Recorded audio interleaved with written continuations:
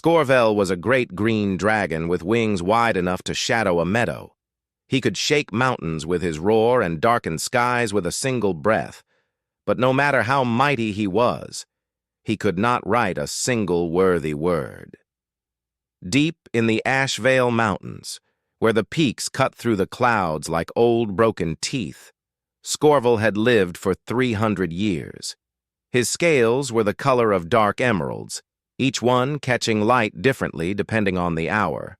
Green like forest shadow in the morning, green like deep water at noon, green like something ancient and unnameable by dusk.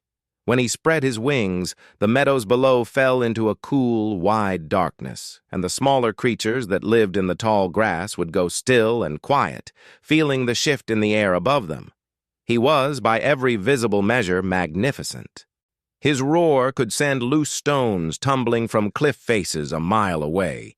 His breath, when drawn in full and released, could turn a winter sky a deeper shade of gray, as though the clouds themselves moved aside to make room for him.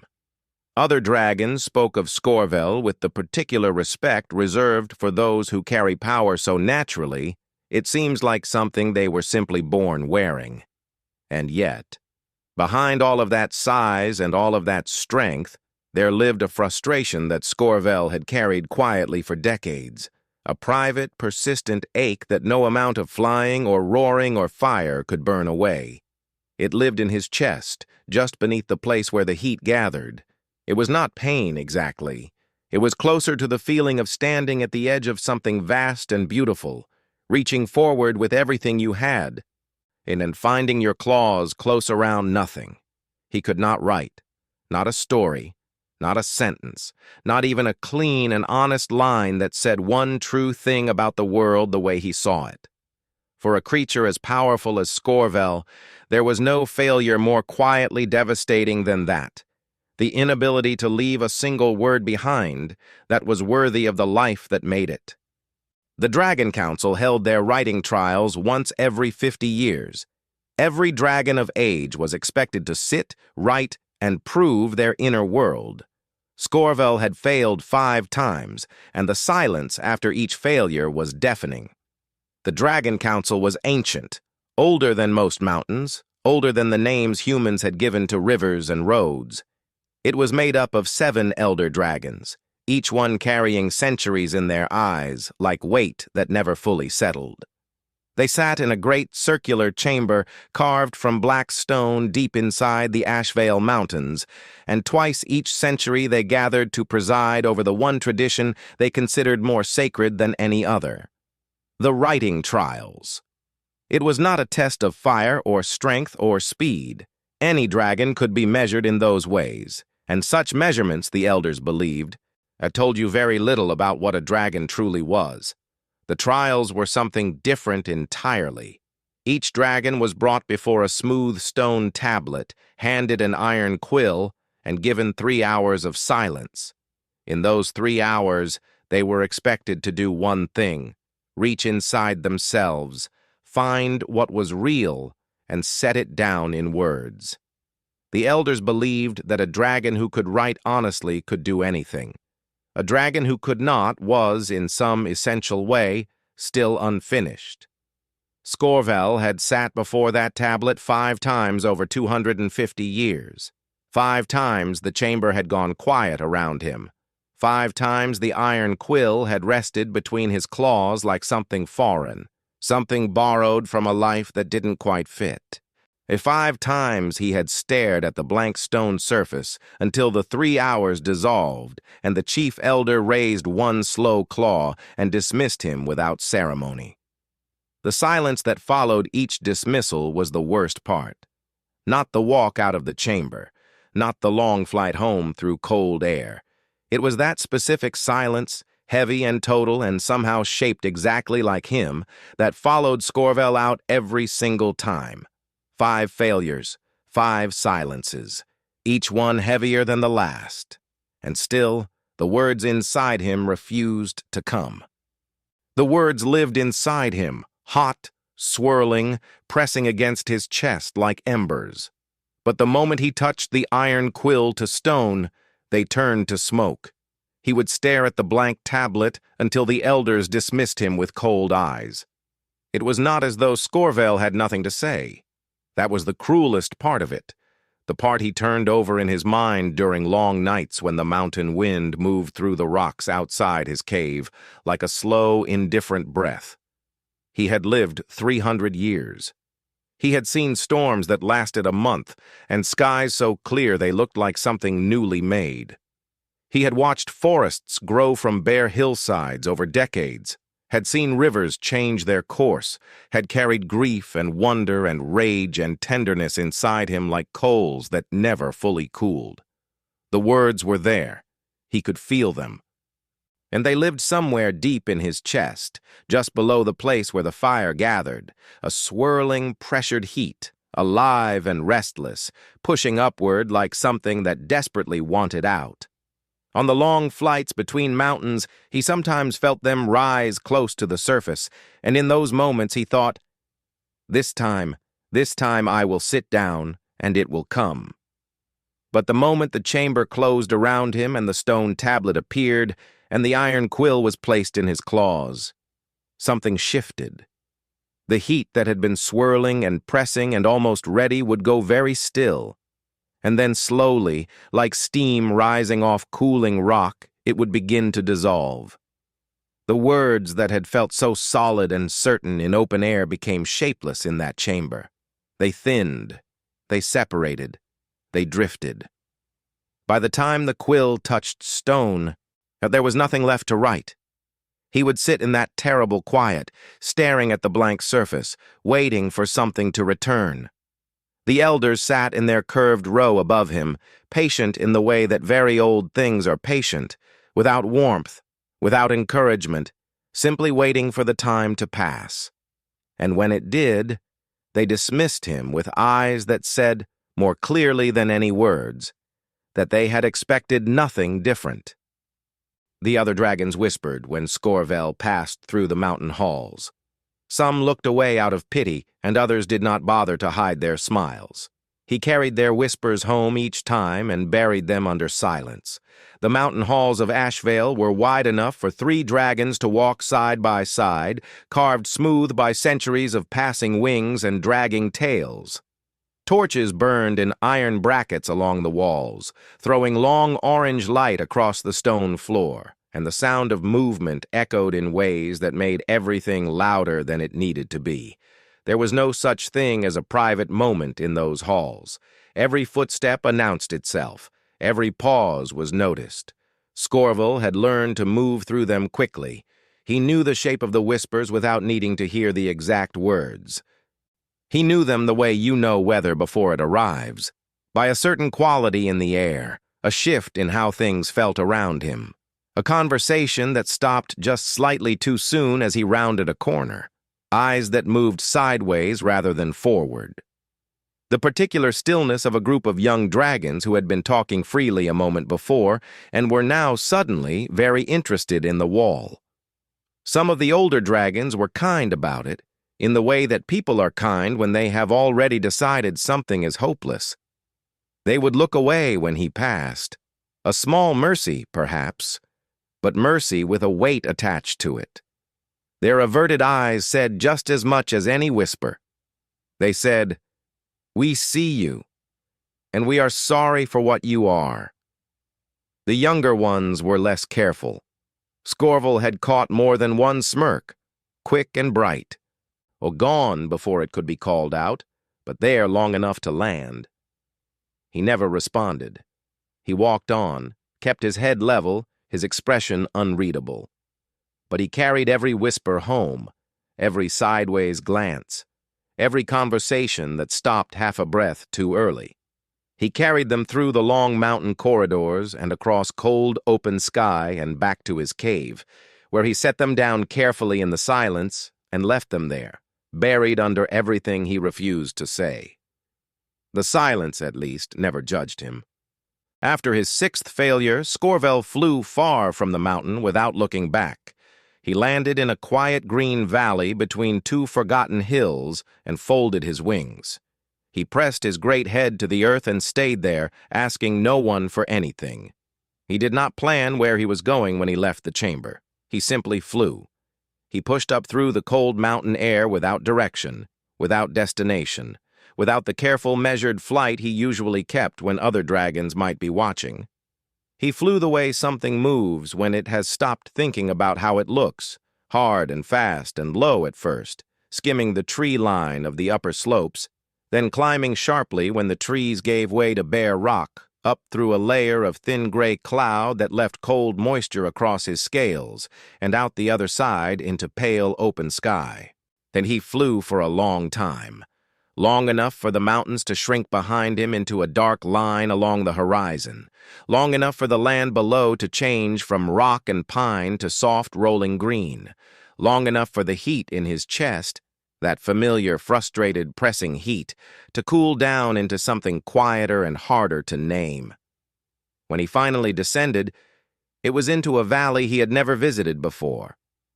It sat between two low hills that the rest of the world seemed to have forgotten entirely. No roads, no villages, no sign that anything with a purpose had ever passed through. Just tall grass moving slowly in a mild wind, a narrow stream catching light somewhere off to the left, and silence of the particular quality that belongs only to places where nothing is expected of anyone. Scorval landed heavily. All in the earth accepted his weight without complaint. He folded his wings against his sides. He lowered his great head until his chin rested on the cool ground, and the tall grass bent gently around him. He closed his amber eyes. He did not roar. He did not breathe fire. He did not perform the dignity that 3 centuries of size and reputation usually required of him. He simply stayed there, in the quiet valley, with his head pressed to the earth, a 300-year-old dragon who was, in that moment, nothing more or less than something very tired, asking no one for anything at all. The next morning, slow footsteps moved across the valley floor toward him. An old human man walked carefully, carrying a worn satchel and a wooden stick. His hands were so stained with ink, they looked like rivers drawn on skin. Scorval heard him before he saw him. He had not fully slept. Dragons rarely did when something heavy sat with them. But he had drifted somewhere between rest and wakefulness, his eyes closed, his breathing slow, the tall grass still bent around him from the night before. The valley had been completely silent since he arrived, and so the footsteps, when they came, were impossible to miss. They were unhurried footsteps. That was the first thing he noticed. Most humans who stumbled upon a dragon moved in one of 2 ways. They either froze entirely, turned to stone by their own fear, or they ran with the particular desperate energy of something that has just remembered it is very small. These footsteps did neither. They moved at the same steady pace from the moment Scorval first heard them, deliberate and calm. The footsteps of someone who had long ago made peace with whatever the world chose to put in front of them. Scorval opened one amber eye. The man was old, genuinely, deeply old in the way that certain humans became when they had lived carefully and paid attention. His white hair moved freely in the morning breeze, and his face carried lines so deep and numerous they told an entire life without a single word being spoken. He walked with a wooden stick that he planted firmly with each step, and a worn leather satchel hung from his shoulder, and its surface darkened and softened by what looked like decades of faithful use. But it was his hands that stopped Scorval completely. They were extraordinary hands, not in size or shape, but in color. Every knuckle, every groove, every line of every finger was stained so deeply with ink that it had long since stopped being something that washed away. Dark blues and blacks ran across his skin like rivers finding their way across old earth, branching and crossing and pooling in the creases of his palms. They were the hands of someone who had spent a lifetime putting words onto pages. He stopped a respectful distance from Scorval and looked at him with clear, settled eyes that held neither fear nor performance. only the simple, open attention of someone genuinely curious about what the morning had decided to offer him. The old man stopped a short distance away and looked at Scorvel with calm eyes. He said his name was Aldrich, and he had been writing for 63 years. He sat on a flat stone nearby as though a dragon in a valley was perfectly ordinary. For a long moment, neither of them spoke.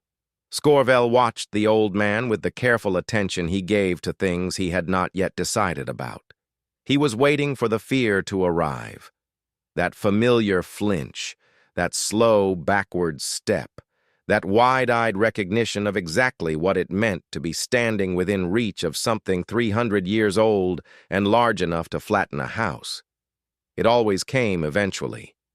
Even the bravest humans carried it somewhere beneath their composure, and sooner or later it surfaced. It did not come, and the old man simply looked at him, not up and down the way curious people did, measuring size and scale and danger, but directly, the way you look at someone you are genuinely interested in speaking with. His eyes were a faded gray-blue, calm and unhurried, and they held Scorvel's gaze without effort or apology. Then he spoke. "My name is Aldrich," he said. His voice was unhurried and low, worn smooth by age the way river stones are worn smooth by water. "I have been writing for 63 years, badly for the first 20, somewhat less badly for the 20 after that, and on a good day, passably well for the rest." He said it without pride and without false modesty, simply as a fact, the way a man might state the number of miles between two towns. Then he looked around the valley briefly, spotted a flat stone a short distance away, and walked to it. He lowered himself onto it with the slow, careful patience of someone whose knees had developed strong opinions over the years, settled his walking stick across his lap, and opened his worn satchel with ink-stained fingers. He pulled out a journal so full it could barely close and a small bottle of ink, and set them on the stone beside him. And that was all. No dramatic acknowledgement of the enormous dragon resting in the grass nearby. No cautious questions about temperament or fire-breathing or the general safety of the situation. Just an old man, a flat stone, and a journal, as though mornings in forgotten valleys always began this way. And there was nothing about this one worth treating differently. Scorvel told Aldrich about the trials, all 6, every failure, every blank stone. He told him about the words that burned inside him and dissolved before they landed. He told him about the weight in his chest that never in all his centuries went away. He did not intend to say very much. That was what Scorvel told himself, as Aldrich settled on his flat stone and opened his journal with the quiet ease of someone simply passing time. He would say something brief, acknowledge the man's presence, perhaps exchange a few words the way strangers sometimes did when circumstance placed them unexpectedly close together. Nothing more than that. But Aldrich had a way of listening that was different from most. He did not lean forward with eager eyes or nod rapidly or fill every pause with a question that steered the conversation somewhere he wanted it to go. He simply listened, fully, patiently, with the kind of complete attention that is rarer than most people realize and more powerful than almost anything else one person can offer another. He looked at Scorvel with those calm, gray-blue eyes and gave him all the space in the world to say whatever came. And slowly, carefully, like something long sealed finally finding an opening, Scorvel began to talk. He told him about the first trial, 250 years ago when he had been young and certain and had walked into the chamber genuinely believing the words would come. He told him about the second and the third, when certainty had curdled into confusion. And he told him about the fourth and fifth, when confusion had hardened into a quiet, persistent dread that arrived earlier each time, not in the chamber itself, but on the flight toward it, settling into his chest before he even landed. He told him about the sixth, about that morning, about the iron quill and the blank stone and the elder's claw rising in dismissal. He told him about the words, how real they felt inside him, how hot and alive and pressing, and how completely and cruelly they dissolved the moment he needed them most. And then, because Aldrich was still listening, and the valley was still quiet, and there was something about this ink-stained old man that made honesty feel less dangerous than it usually did, Scorvel told him about the weight. The one that had lived in his chest for centuries without ever fully lifting. And the one that had nothing to do with fire or stone or iron quills, the weight of feeling like something essential about him remained permanently, stubbornly unfinished. When he finally stopped talking, the valley held the silence gently around them both. Aldrich listened to everything without once looking away or interrupting. When Scorvel finished, the old man turned his ink bottle slowly in his hands. Then he asked the one question no one had ever asked. "What are you writing for?" The silence after Scorvel finished talking was different from the silences he was used to. The silences in the elder chamber had been cold and final. Silences that meant a door closing. The silences in the mountain halls, when the whispers stopped as he passed, were silences with edges, silences that cut. Even the silence of his own cave, where he buried everything he refused to say, had a heaviness to it, a density built up over years of things left unspoken. This silence was none of those things. It was simply the silence of someone thinking, genuinely, carefully thinking, about everything they had just been given. Aldrich sat on his flat stone with his ink bottle held loosely between both stained hands, turning it slowly, the way a person turns something over in their mind when they want to see it from every side before they speak. He was not uncomfortable with the quiet. He wore it naturally, like a coat he had owned for a long time. Scorvel watched him and waited. He was expecting advice. That was what people offered when you told them about a problem. Solutions, suggestions, the particular confidence of someone who believed they could see your difficulty more clearly than you could yourself. The elder dragons had given him techniques. Instructors had given him structures and forms and traditional frameworks for dragon literary expression. But everyone who had ever known about his failures had given him something to try. Aldrich turned the ink bottle one last time, set it carefully on the stone beside him, and looked up at Scorvel with those clear, unhurried eyes. And he asked a question so simple and so direct that it moved through every layer of 300 years and landed somewhere Scorvel had never once been asked to look. "What are you writing for?" 7 words, quietly spoken. No sharpness in them, no challenge, no hidden judgment beneath the surface. Just a question, honest and open and patient, waiting in the valley air between them like something that had always been there, needing only someone willing to finally say it out loud. Scorvel opened his mouth, then closed it, then opened it again, and found, for the first time in 3 centuries, that he had absolutely no answer at all. Scorvel opened his mouth and found, to his great surprise, nothing there. He had always thought of the trials as a gate, something to pass through and be done. He had never once asked himself what lived on the other side of that gate. It was a strange feeling for a creature of his size and age. Scorvel had faced things that would unmake lesser beings without flinching. He had flown through storms that turned the sky completely black. He had stood at the edge of cliffs that dropped into nothing and looked down without fear.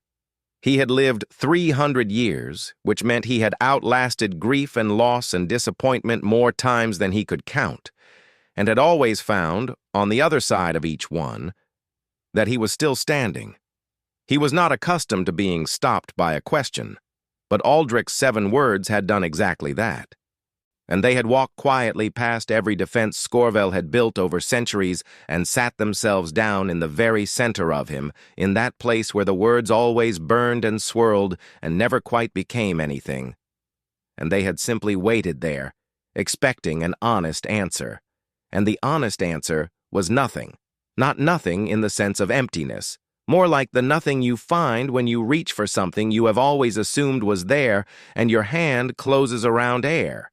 The assumption had been so old and so constant that it had never once occurred to Scorvel to examine it. The trials existed. Dragons took them. Passing meant something. Failing meant something else. That was the whole shape of it. A gate, a threshold, a measure to be met. He had spent 250 years and 6 attempts trying to get through that gate. He had felt the frustration of it and carried the shame of it and heard the whispers that grew around it like weeds. He had pressed his great head to the earth in a forgotten valley over it, and in all of that time, across all of those years, he had never once stopped to ask what he actually wanted to say. Not what the elders wanted to read, not what the tradition required, not what a passing score demanded. What he wanted to say, what was true and real and his, what had been living in his chest all along beneath the pressure and the heat, waiting not for the right technique or the correct form, but for the simple, foundational question of why. He looked at Aldrich. The old man looked back, unhurried, asking nothing further. The valley was quiet around them both, and for the first time in 300 years, as Scorvel understood that the gate had never been the point at all. For 3 weeks, Aldrich never asked Scorvel to write a single thing. Instead, he asked what the world looked like from the height of clouds. He asked what Scorvel loved, what frightened him, and what had stayed with him longest. It was not what Scorvel had expected. He had assumed, after the question about the gate, that Aldrich would move quickly into instruction, that the old man would produce some method or practice from his worn satchel the way he produced his journal and ink bottle, and that the lessons would begin in the formal, structured way that lessons always had. Scorvel had sat before enough instructors in his centuries to know the shape of teaching. It started with technique, it ended with expectation. Aldrich began with something else entirely. The first morning, he simply asked Scorvel what the world looked like from above the clouds, not as a writing exercise, not as a prompt with a correct answer waiting at the end of it. Just a question, asked with genuine curiosity, the way a person asks about a place they have never been and genuinely wish they could see. Scorvel answered carefully at first, choosing words the way he always had, measured, formal, aware of being evaluated. But Aldrich listened without taking notes, and without nodding in the particular way that meant good, continue, you are doing well. He just listened and occasionally asked something further, not to redirect, but because he actually wanted to know more. And slowly, across the days that followed, something in Scorvel began to loosen. Aldrich asked about the storms he had flown through, which ones had frightened him, and which ones had felt, despite everything, like something close to joy. He asked about the landscapes Scorvel had watched change over centuries, the forests that had grown and the rivers that had shifted and the villages that had appeared on hillsides where nothing had stood before. He asked what Scorvel had loved in his 300 years, truly loved, not admired or respected or found impressive, but loved in the way that left a permanent mark. He asked what had stayed with him longest, what images appeared uninvited during long flights, what moments, out of 3 centuries of living, had refused to be forgotten no matter how much time passed over them. Nobody had ever asked Scorvel these things before, not the elders, not the instructors, not another dragon in all his years. And in the asking, something remarkable began to happen. The words that had always burned and swirled and dissolved began, slowly and tentatively, to find their shape. One evening, Aldrich handed him a stick of charcoal and 1 smooth, flat stone. He said, "Write one true thing. Not impressive, not perfect, only true." Scorvel held the charcoal, let everything else go, and wrote, "The loneliest I have ever been was when I could not say what I felt." It happened on the 21st evening, when the sky above the valley had turned the particular shade of deep amber that belongs only to the last 20 minutes before full dark. Aldrich had been quiet for most of that afternoon, reading from his journal, occasionally adding something in his small, careful handwriting, otherwise simply sitting on his flat stone with the comfortable stillness of someone who had made a lifelong peace with silence. Scorvel had been watching the light change across the hills, but turning something over in his mind that had no clear shape yet, but felt close to one. Then Aldrich reached into his satchel and produced a stick of charcoal and a flat stone he had smoothed at some point during the day. Smoothed carefully, Scorvel noticed, until its surface was clean and even and ready. He set them both in front of Scorvel without ceremony. "One true thing," Aldrich said, in the same quiet, unhurried voice he used for everything. "Not impressive. Not shaped for anyone's approval, not the thing you think you ought to write or the thing that would sound best read aloud in a stone chamber." He looked at Scorvel steadily. "Only true. Whatever is most true, right now in this moment, just that." Then he picked up his own journal and returned to his reading, and as though the matter was entirely straightforward and required nothing further from him. Scorvel looked at the charcoal. He looked at the smooth, flat stone. He thought about the elder chamber.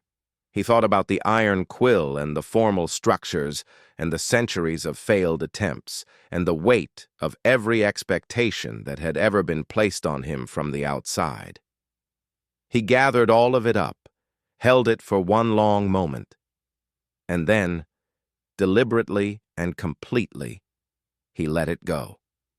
He picked up the charcoal between two careful claws. He did not think about impressing anyone. He did not think about passing or failing or what the words would look like to someone else. He thought only about what was most honestly true, right now, in this quiet valley on this amber evening after 300 years of living. And he wrote, "The loneliest I have ever been was when I could not say what I felt."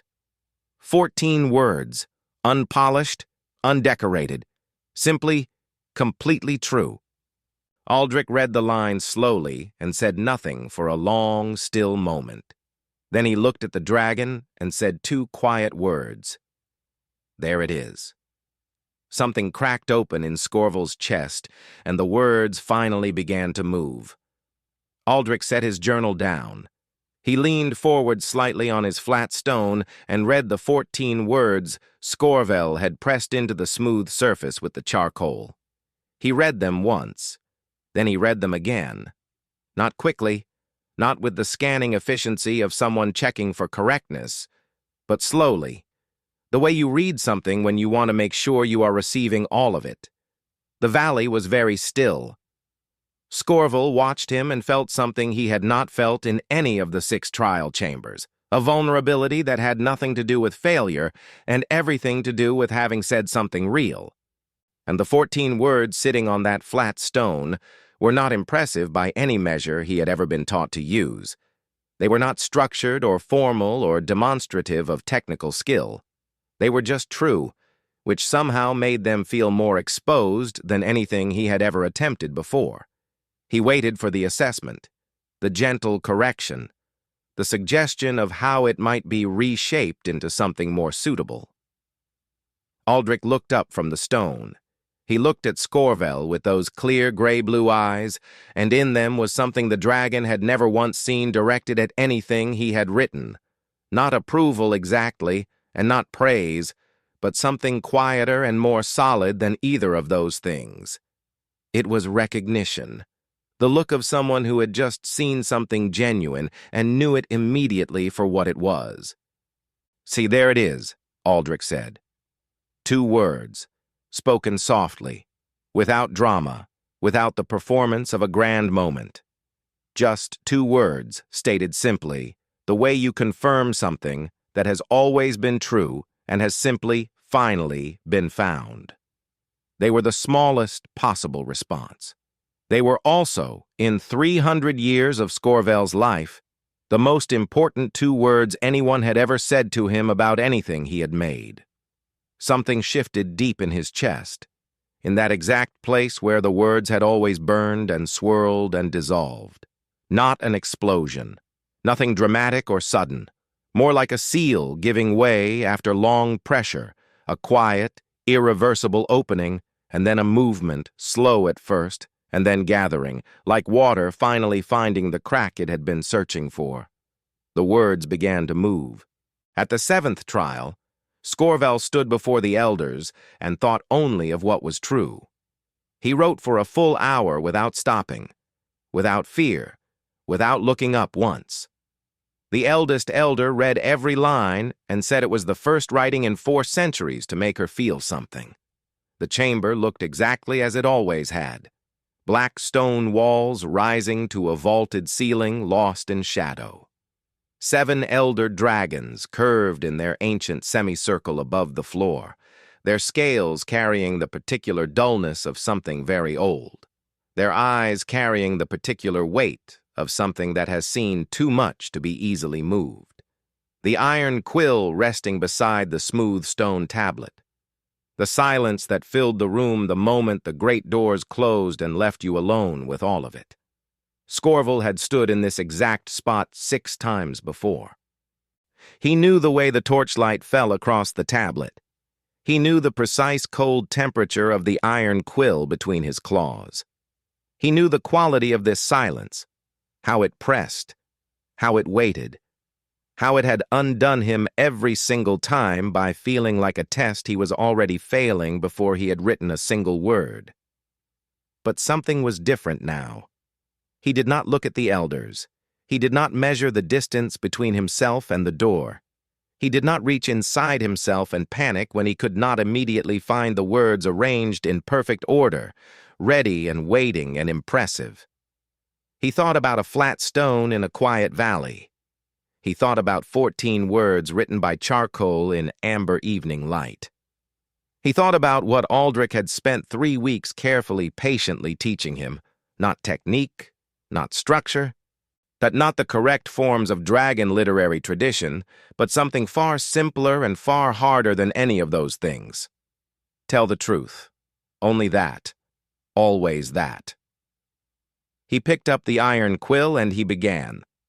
He wrote about the loneliness of failing in silence while carrying a full chest of words. He wrote about 300 years of watching the world change from above and never finding a way to say what it felt like. He wrote about the valley, the tall grass, the ink-stained hands of an old man who had listened without once looking away. He wrote about the crack in the seal and the words finally moving and what it felt like to discover, late and slowly, that the gate had never been the point. He wrote for a full hour without stopping, without lifting his eyes, without fear. When he set the quill down, the chamber was completely silent. And the eldest elder, silver-scaled, immeasurably old, her eyes like deep, still water, leaned forward from her place in the curved row and read every line. She read slowly, with the full attention she rarely gave to anything anymore, moving through each word the way you move through a place you want to remember. When she finished, she was quiet for a long moment.